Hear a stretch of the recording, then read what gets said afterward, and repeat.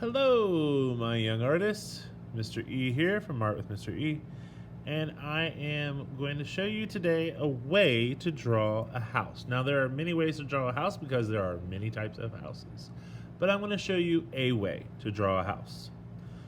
We're going to start with two diagonal lines. Now, think of a diagonal line kind of like the start of a triangle, all right? But we're not going to go all the way up to a point. We're just going to go line, line.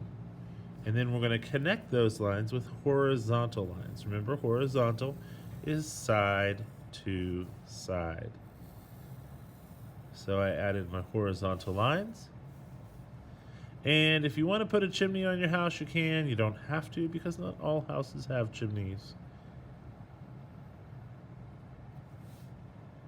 But chimneys are always on the top of a house. They are not coming off the side because if they were, they would go poop and fall off. Now, when we draw the main part of the home, you are going to either use a square or a rectangle shape. It just depends. Now, if I was going to make this a two-story house, that means it has two floors. You go upstairs to like the bedrooms and stuff like that. I would probably use more of a square shape. But if I want to make it a one-story house, I'll probably use more of a rectangle shape. Which that just means that the vertical lines that we make are not as long, because if we made them longer, it would be more of a square. It would look like a two-story house. All right? So here is the base of my house, but there's no way to get in. There's no way to look out. So we need to add some more things. Oh, wait a second. There is a way to get in. You can go through the chimney, but that wouldn't be very easy, would it? So I'm going to start with a door. It's going to go right here towards the center of the home.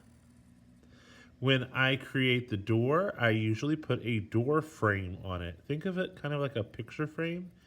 You know, a picture that hangs on a wall and how you put it in a frame. Well, doors and windows have frames as well. Now, a picture frame and a window frame go all the way around. A door frame just goes around three sides because you don't have to step over to get in your house. I'm going to add a doorknob. And then doors often have windows. You can add whatever type of window you want. It could be a half moon shape, like a half circle. It could be rectangles. You decide what kind of window you want. The house Mr. E grew up in had 3 rectangles for the windows, like that. It was kind of old-fashioned. They don't really make them like that so much anymore. I don't see them, at least. But it makes me think of my home I grew up in. Now, your house that you're making does not need to be where you live. This house could be where you might want to live. Maybe it's where a friend lives or a grandparent lives or someone you know. Just something out of your own imagination. All right? So I want to make the windows. I want to keep the windows, the top of the window, kind of in line with my door. Now remember, windows have window frames. You almost make like a second rectangle. Well, you don't almost. You do make a second rectangle. Inside the first rectangle. And then I'm going to make a line across. You know how you lift the window up to let fresh air in? That is that line, that bar where you push it up. Make a second window. Now there are all kinds of windows, so if you want to do this a little bit differently, that is totally okay. This is just a way to make a house. Now if you want to make curtains in your window, you can. If you want to have a person looking out your window, you can. Or a kitty cat sitting in the window. Or a puppy. Whatever. Make this your way, okay? I'm just giving you kind of an idea how to do the base of it. And then you can jazz it up any way you like.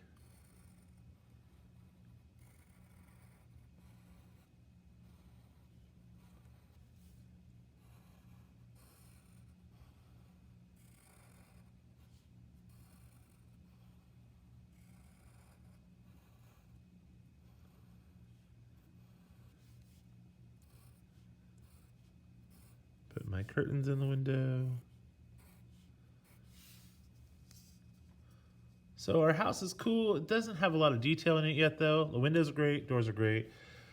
Roof is great, but it's kind of simple. There's nothing there. There's no texture to it. Roofs are not just smooth. This looks like this. Looks like this. Looks like this. So we need to kind of change it up a little bit so it looks more like a roof would. Roofs are covered with shingles usually. Now there is metal roofing, which is a little bit different, but a lot of houses have shingles on them. And it's like a skin for the roof that protects it from storms and other such things. And shingles come in different colors. There's red shingles and green shingles, brown and gray and black. So when you go to color this, you've got some choices.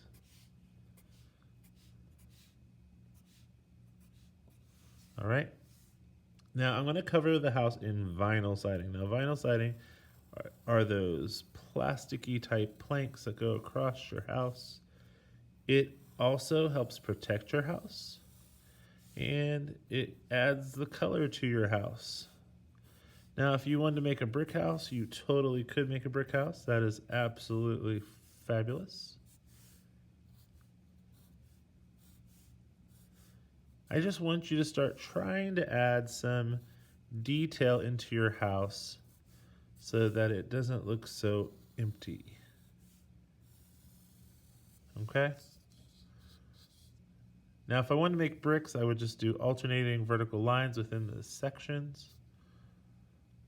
But like I said, I'm just going to leave it like vinyl siding. I am going to come up here and thicken up my line between the roof and the house. Now, you do want to make sure that your roof is slightly larger than the house itself because that's what a roof does. It protects the house. And if it was smaller than the house, it wouldn't do a good job protecting it, would it?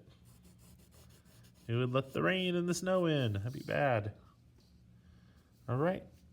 Now, if I wanted to add like a little front porch area, I do the same diagonal lines that I used for my roof, connect it with a horizontal line, make a skinny little rectangle, and you got like a front cement pad that you could step up on, you could have a chair on, some flowers on, whatever you want to add. I'm going to add 2 diagonal lines out for the sidewalk. Now the reason that we get bigger as we go out is because when things get closer to us, they look larger. And then as they get farther away, they start looking smaller. Like if you were standing right beside me, you would look bigger. If you were all the way down at the very end of a hallway, you would look smaller. So we go outwards to make it look like it's bigger here and then it gets smaller as it gets farther away. Also, if you made a straight line, your house would look like it was on a pole. So it would start looking like a birdhouse instead of a house. Make sense? I'm going to draw 2 lines out